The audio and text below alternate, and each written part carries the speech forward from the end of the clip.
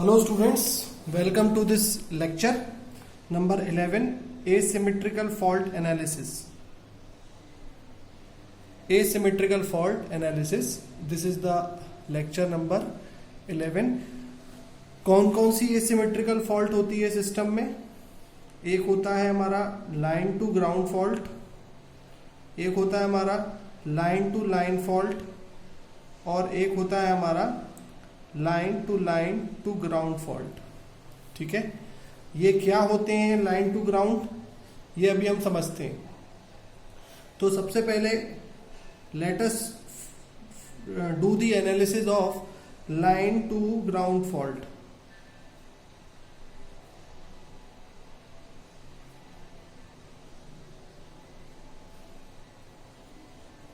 अब ये line to ground fault क्या है, उससे पहले हम जनरेटर को देखते हैं. ये है हमारा जनरेटर जिसमें 3 फेजेस होते हैं.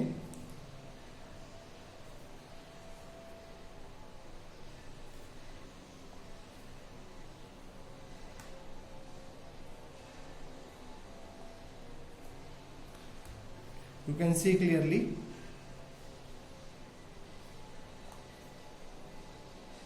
ठीक है, ये 3 फेजेस होते हैं. This is I A, current यहां से जा रहा है, यहां से जा रहा है करंट आई बी और यहां से जा रहा है करंट आई सी. ठीक है, ये है हमारा, मान लेते हैं E A, this is your E B and this is your E C और ये है हमारे इम्पीडेंस नेटवर्क. ये एक नॉर्मल जनरेटर है स्टूडेंट्स. अब मान लेते हैं, इससे पहले अजम्पशन क्या है हमारा, अजम्पशन बिफोर फॉल्ट, अभी कोई फॉल्ट नहीं हुआ है. बिफोर फॉल्ट मान लेते हैं कोई लोड कनेक्टेड नहीं है यहां पर, तो इस जगह का वोल्टेज हो जाएगा हमारा वी ए. ये है हमारा इस जगह का वोल्टेज, हम मान लेते हैं वी बी और इस जगह का वोल्टेज है वी सी. और आप जानते हो ई ए माइनस आई ए वन, जो आई ए इंटू दिस इम्पिडेंस, ये होगा वी ए. अब बिफोर फॉल्ट ये ओपन सर्किट कंडीशन है, कुछ भी नहीं है, तो हम बोल देंगे कि I A equal to I B equal to I C equal to 0. ये नो लोड है क्योंकि लोड नहीं है. If there is no load, अगर कोई लोड नहीं है तो I A equal to I B equal to I C equal to 0. और अब मान लीजिए फॉल्ट आता है आफ्टर द फॉल्ट. फॉल्ट आप कहीं पर भी ले सकते हैं. फॉल्ट सपोज करिए इस पॉइंट पर आया और ये जगह हो गई है शॉर्ट सर्किट. अब ये जगह शॉर्ट सर्किट भी हो सकती है और हो सकता है कि कोई एक इम्पीडेंस यहाँ पर एक हम अज्यूम कर लें जिसको हम बोले जेड फॉल्ट, फॉल्ट इम्पीडेंस भी ले सकते हैं. तो जनरल अच्छा रहता है हम अगर ये ले लें, let the impedance is Z fault. और अगर आप नहीं भी लेते हैं, बुक्स में हमें ऐसे ही करना है कि जेड फॉल्ट जो है वो नहीं है, और अगर जेड फॉल्ट है तो ये हो जाएगा फॉल्ट करंट आई एफ. तो जो आई ए है वही आई एफ है. फिलहाल ये शॉर्ट सर्किट है, अगर तो हम बोलेंगे आफ्टर द फॉल्ट जो आई ए है वो 0 नहीं है. आई ए जो है वो अब 0 नहीं है, लेकिन आई बी और आई सी जो है वो 0 है. और आई ए 0 नहीं है क्योंकि यहां पर फॉल्ट शॉर्ट सर्किट हुआ है. तो हम ये बोलेंगे कि जो वी ए है, अगर ये शॉर्ट सर्किट होता स्टूडेंट्स, अगर ये शॉर्ट सर्किट है तो वी ए इक्वल टू हो जाएगा 0 if short circuit, if this is the short circuit. और वी ए इक्वल टू हो जाएगा मेरा I F into Z F अगर ये फॉल्ट इम्पीडेंस है तो इतना अजम्पशन, इतना चीजें हम समझ चुके हैं कि इतनी चीजें होती हैं. और क्या क्या हम जानते हैं, हम एक मैट्रिक्स के बारे में जानते हैं. लाइन टू ग्राउंड फॉल्ट ये हो गया हमारा. एक मैट्रिक्स के बारे में वी नो, तो क्या हो जानते हैं कि आई ए 0, आई ए 1 और आई ए 2, इसकी एक मैट्रिक्स अगर मैं लिखूं तो ये लिखी जा सकती है 1/3 times 1 1 1 1 1 lambda square. Lambda I A I B I C में लिखते हैं, इसमें लिखेंगे लैम्डा लैम्डा स्क्वायर और यहां लैम्डा स्क्वायर लैम्डा, और ये हो गया मेरा यहाँ आ जाएगा मेरा IA, IB और IC।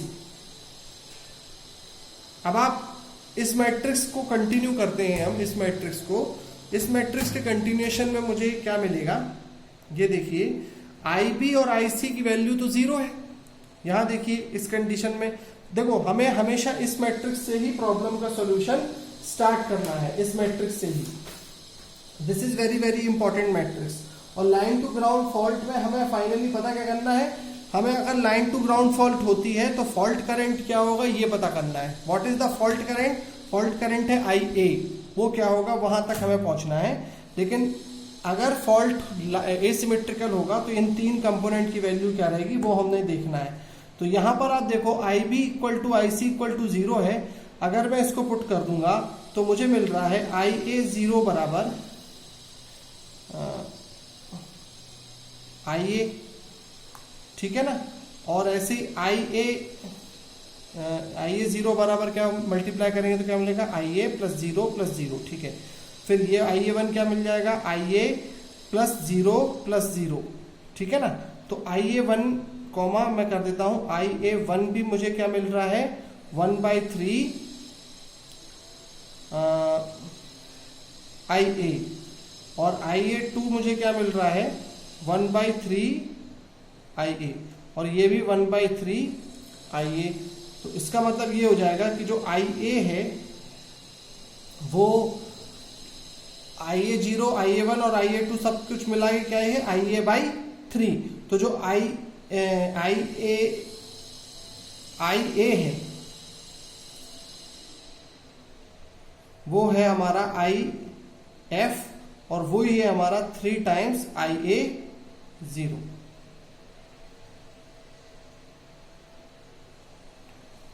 ये चीज हमें यहां पे एक चीज मिल चुकी है। अब हमें क्या करना है, अब हमें कुछ VA0, VA1 और VA2 की इक्वेशन लिखनी है। आप याद करिए, ये एक पार्ट हो गया अभी मेरा। VA0 क्या होता है, VA1 क्या होता है और VA2 क्या होता है, ये आप मुझे बताइए।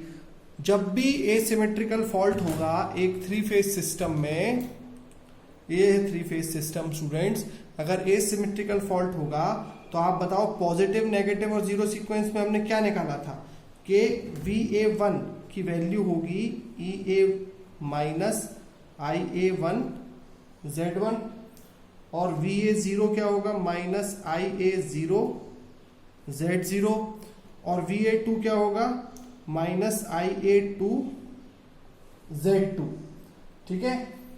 और अब हम इक्वेशन से निकालते हैं IA1 क्या होगा, और यहां हमने निकाल लिया है, देखो IA1 क्या होगा, IA2 क्या होगा और IA0 क्या होगा।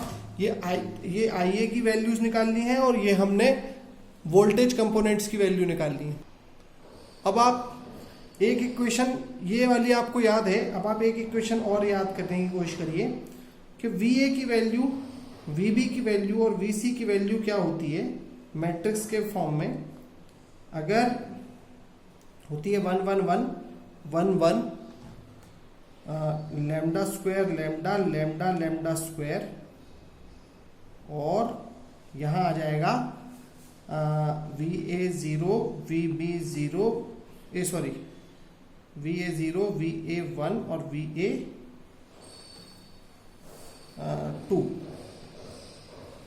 ठीक है। तो VA की वैल्यू क्या हो जाएगी, VA0 plus VA1 plus VA2, ये हो जाएगी मेरी VA की वैल्यू। तो VA की वैल्यू हो जाएगी मेरी VA0 plus VA1 plus VA2। अब आप देखो मैं क्या कर रहा हूं, फाइनली वो समझो। क्वेश्चन में लाइन टू ग्राउंड फॉल्ट अगर होगा तो हमें गिवन क्या क्या है। अगर फॉल्ट नहीं है तो सब कुछ सिंपल सिस्टम है, और अगर फॉल्ट है तो IB IC 0 है, तो मतलब करंट IB IC 0 है। तो उस करंट IB IC अगर दो वैल्यू आपको गिवन है 0, तो आपको IA0 IA1 IA2 की निकालने की कोशिश करना चाहिए। 0 पॉजिटिव और नेगेटिव की कोशिश में लग जाना चाहिए, क्योंकि IA के फॉर्म में वो इक्वेशन आ जाएगी। एक बात तो ये। दूसरा गिवन कंडीशन है VA इक्वल टू 0 अगर शॉर्ट सर्किट होता है तो VA अगर 0 है तो मैंने VA की वैल्यू लिखी है ऐसे, अगर VA 0 है, ये अगर 0 है तो इसको 0 पुट करके हम VA 0 की वैल्यू क्या लिख सकते हैं, यहां से VA1 ये सब हम सब्सटीट्यूट करें तो मिलेगा EA minus IA1 Z1 plus, मतलब ये माइनस में हो जाएगा, minus IA2 Z2 minus IA0 Z0। और आप जानते हो कि IA1 IA2 और IA0 तीनों इक्वल है। कैसे इक्वल है, यहां देखो हमने तीनों को 1/3 IA0 IA1 और IA2 इस केस में तीनों इक्वल है, तो हम IA1 की वैल्यू निकाल सकते हैं। तो हम यहां लिख देंगे इसको EA equal to IA1 Z1 plus Z2 plus Z0 लिख सकते हैं। सिंस क्या है, सिंस क्या रीजन है, क्योंकि IA0 equal to IA1 equal to IA2। अब ये सब चीजें क्या हो रही हैं, ये सब चीजें ये हो रही हैं कि ये एक सिंपल सिस्टम है। अगर एक सिंपल सिस्टम है और सिंपल सिस्टम में एक फॉल्ट आता है जिसमें हमने कंडीशन अज्यूम करी है VA इक्वल टू 0, अभी हम इसको लेके सोल्यूशन आगे बढ़ा रहे हैं। गेट के प्रॉब्लम में हमें ZF भी कंसीडर करना चाहिए, तो हम यहां पर क्या करेंगे, IF इंटू ZF कंसीडर कर लेंगे यहां पर, कुछ नहीं और कुछ नहीं, IA इंटू ZF। समझ में आ गया आपको? और उसकी वैल्यू भी हम लिख सकते हैं, IF की वैल्यू नहीं तो हम 1/3 टाइम्स IA0, यहां पर हम वो भी कर सकते हैं। यहां से सब्सटीट्यूट करके इस जगह से हम IF की वैल्यू जो भी यहां पे हम लिखेंगे IF इंटू ZF, वो हम सब्सटीट्यूट करके आगे बढ़ सकते हैं। लेकिन अभी हम 0 मान के इसको प्रॉब्लम को सॉल्व कर रहे हैं। तो फाइनली IA1 इक्वल टू मिलेगा आपको EA divided by Z1 plus Z2 plus Z0। This is the final equation of positive sequence current.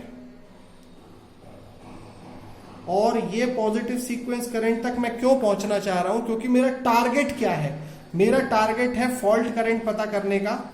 Fault current की वैल्यू है IA फेज करंट, और वो है 3 टाइम्स IA0 या फिर 3 टाइम्स IA1। तो I फॉल्ट हो जाएगा 3 टाइम्स IA1, जो हो जाएगा 3 times EA divided by Z1 plus Z2 plus Z0। तो ये प्रॉब्लम को line to ground fault analysis में हमने कैसे डील किया, ये आप लोग यहां पर अच्छे से समझ गए होंगे।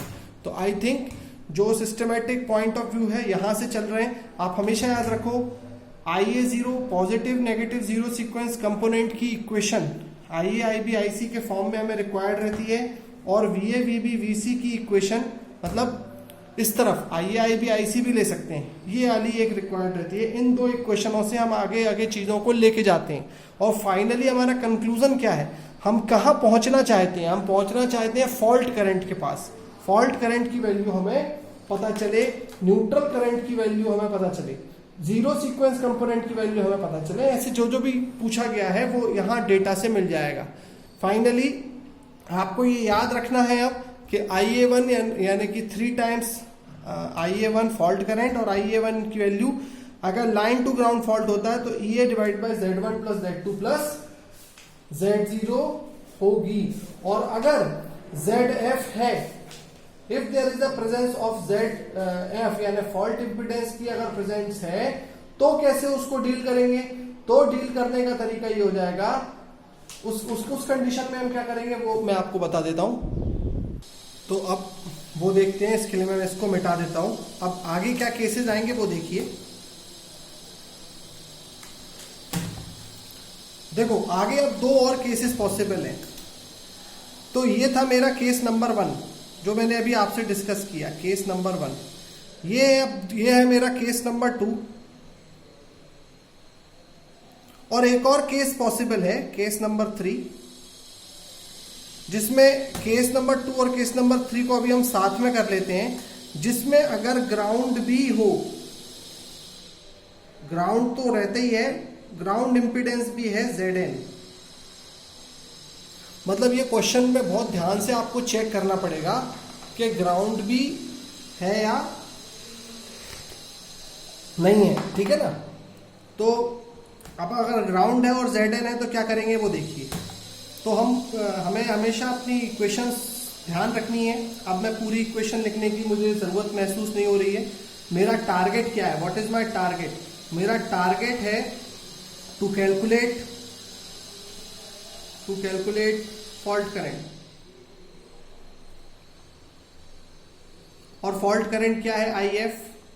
जो फॉल्ट करंट है IF वही है मेरा IA, और जो IA है वो क्या है मेरा? वो पॉजिटिव, नेगेटिव और जीरो सीक्वेंस में क्या निकल के आ गया है? 3 टाइम्स IA0 या इक्वल टू 3 टाइम्स IA1 कह लो या 3 टाइम्स IA2 कह लो। ये है, इतनी बात मुझे मालूम है। और साथ में एक और बात क्या मालूम है मुझे कि मेरा अब की बार जो VA है वो VA की वैल्यू हो जाएगी मेरी IA, पहले 0 थी जब शॉर्ट सर्किट था, अब की बार है IA इंटू ZF। और IA इंटू ZF का मतलब, IA का मतलब क्या हो जाएगा? हम ले लेते हैं 3 टाइम्स IA1 इंटू ZF। ये भी हमें पता चल गया है एक इक्वेशन। अब ये 3 टाइम्स कैसे आ गया? क्योंकि IA की वैल्यू कुछ भी ले लो आप, IA1 इंटू ZF, हम पॉजिटिव सीक्वेंस कंपोनेंट की तरफ ज्यादा फोकस में रहेंगे। और आपको एक और बात पता है कि अगर Zn होगा, अगर Zn को हम कंपोनेंट को कंसीडर करेंगे तो जीरो सीक्वेंस कंपोनेंट में चेंज आ जाएगा, और वो आ जाएगा क्या? अब की बार इंपीडेंस हो जाएगा Z0 प्लस 3 टाइम्स Zn। ये हो जाएगा जीरो सीक्वेंस इंपीडेंस, अकेला Z0 नहीं रहेगा स्टूडेंट्स। तो ये इंटू IA0, ये आपका हो जाएगा क्या? माइनस में। ये आपका क्या हो जाएगा? अब हमें करना क्या था? VA plus VB plus VC equal 0। तो ये हो जाएगा मेरा माइनस, ये हो जाएगा मेरा VA0 इक्वल टू, ये 3 चीजें याद रखनी है। ये 3 चीजें क्यों याद रखनी है? क्योंकि मेरे को गिवन है एक और चीज, और वो गिवन क्या है? ये। तो VA बराबर, अगर मैं डायरेक्टली पुट करूं, VA बराबर VA0 प्लस VA1, मैं थोड़ा सा T ले लेता हूं, VA0 plus VA1 plus VA2 equal to, अब VA क्या है मेरा?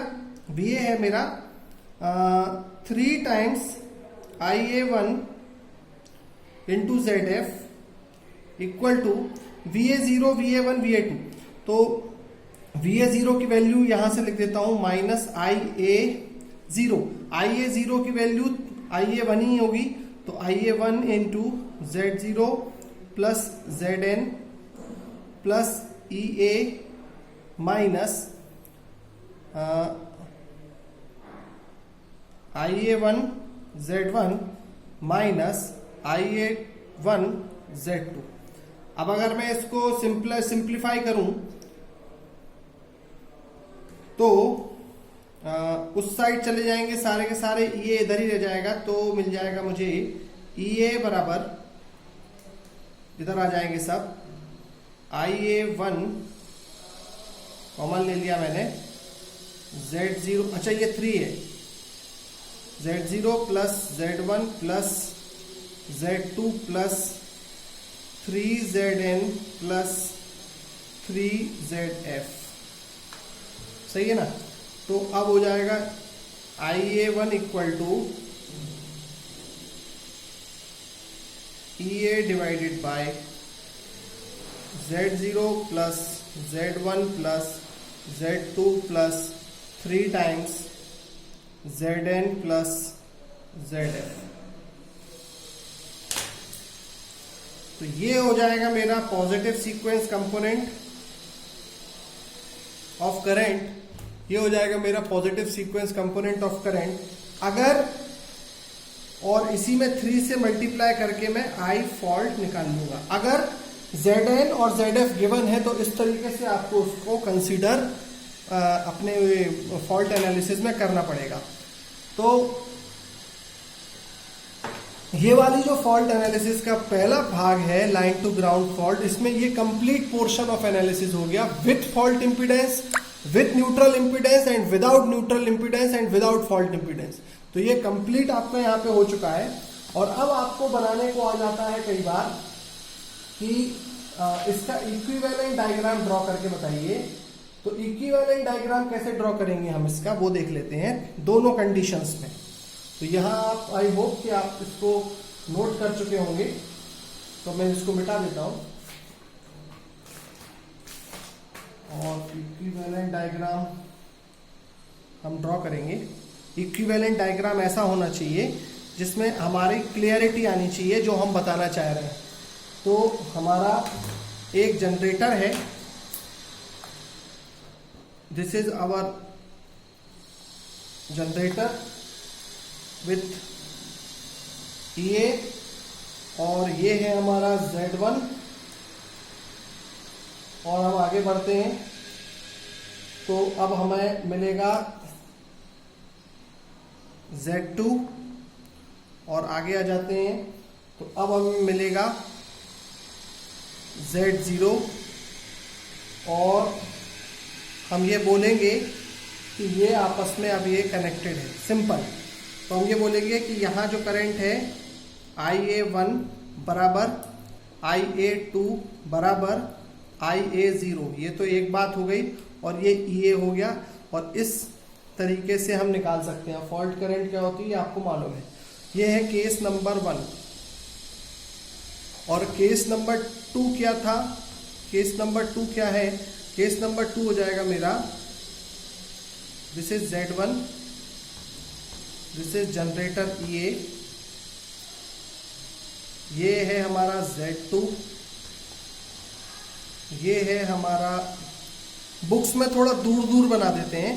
अब ये है मेरा Z0, और ये है मेरा Zn प्लस ZF, मुझे बनाना पड़ेगा। तो Z3ZF, 3Zn, 3ZF, और यहां हम शो कर देंगे, इस जगह पे हम शो कर देते हैं IA1, इस जगह पे हम शो कर देते हैं यही है IA2, और इस जगह पे हम शो कर देते हैं ये है IA0। मतलब सेम टू सेम करंट है ना सीरीज में, लेकिन शो करना है आपको, डायग्राम में शो करना है। तो शो कैसे करोगे, शो ऐसे करोगे। तो I1 equal to IA2 equal to IA0, 3Zn 3ZF, ये आपको यहां पर शो करना है line to ground fault with ZF में एंड Zn में। Line to ground fault with ZF and Zn, मतलब फॉल्ट इंपीडेंस। अच्छा, ये फॉल्ट इंपीडेंस होता क्या है, कई लोग सोचते हैं फॉल्ट इंपीडेंस क्या है। बेटा सुनो, कहने की एक बात होती है कि अगर शॉर्ट सर्किट हुआ, मान लो 2 वायर टच हो गए या लाइन से ये जमीन से टकरा गई, तो जरूरी नहीं है कि जितना करंट एकदम से फ्लो करना था जमीन के अंदर उतना ही फ्लो करे, थोड़ा सा रुक के भी जा सकता है। या ये हो सकता है कि जितना मान लो 20 ampere current, 20 kilo ampere current घुसना था जमीन के अंदर, उसकी जगह 18 घुसा, तो 20 घुस सकता था, घुसा 18। तो वो क्या कारण था कि 2 किलो एम्पियर करंट रजिस्ट कर गया? तो वो कोई भी कारण हो सकता है वो ग्राउंड की पूरी शॉर्ट सर्किट ना करने की क्षमता हो, कुछ ना कुछ फॉल्ट उसने ही दे दिया हो सकता है जिस चीज से ग्राउंड से टकराया है या वायर है या कोई भी ऐसी डिवाइस है जिसकी वजह से फॉल्ट इंपीडेंस आ गया हो। तो अगर फॉल्ट इंपीडेंस है तो अच्छी बात ही है ना, फॉल्ट करंट ज्यादा नहीं होगा। तो ये हम मान के, ये इसलिए ZF अगर गिवन है तो इसको फिर हमें इस तरीके से कंसीडर करना होगा। I hope this video of line to ground fault is clear to you. Now in the other video it will be easy for me to explain you line to line fault and line to ground. क्या होगा line to line में, कोई भी 2 लाइनों को मैं touch कर दूंगा। अब की बार अगर 2 लाइनों को मैं टच कर दूंगा तो आप बताओ क्या होगा। अब मैं प्रीवियस कंडीशन में बोलूंगा, ये है प्रीवियस कंडीशन, अगर मैंने इनको टच कर दिया तो बताओ VB VC दोनों 0 हो जाएंगे। पहली बात तो क्योंकि ये शॉर्ट हो गया, VB और VC दोनों 0 हम लिख लेंगे। तो हम लाइन टू लाइन फॉल्ट में सबसे पहले गिवन कंडीशन लिखने की कोशिश करते हैं कि VB और VC 0 मिल जाएगा, हमें देखते ही साथ मिल रहा है, ठीक है। और IB और IC क्या हो रहा है, IB प्लस IC, ये पहले जीरो थे अब जीरो नहीं है, या IB प्लस IC जीरो होगा, ये तो ओपन है तो ये जीरो रहेगा। समझ में आ गया? इस तरीके से अब हम आगे बढ़ेंगे, कॉन्सेप्ट को आगे आगे लेके जाएंगे। क्योंकि ये लाइन टू लाइन फॉल्ट है, ये शॉर्ट हुआ है, तो इन दोनों का समेशन जीरो हो जाएगा, IB प्लस IC। अगर ये ग्राउंड होता तो एक अलग बात होती, अगर शॉर्ट हो रही है तो IB प्लस IC। अब हम IB और IC क्यों ले रहे हैं, इनको क्यों नहीं ले रहे? हम कोई भी ले सकते हैं, IA IB ले सकते हैं, लेकिन एक अंडरस्टैंडिंग बनी हुई है कि हम थोड़ा सा बुक का पैटर्न भी फॉलो करें ताकि बाद में भी क्लियर समझ में आए, तो इसलिए हम IB IC को लेने की कोशिश करेंगे। आई होप इट इज क्लियर टू यू। Tomorrow next video lecture number 12 will be your line to line fault and line to ground fault analysis, और करना उसमें यही सब कुछ है। Thank you.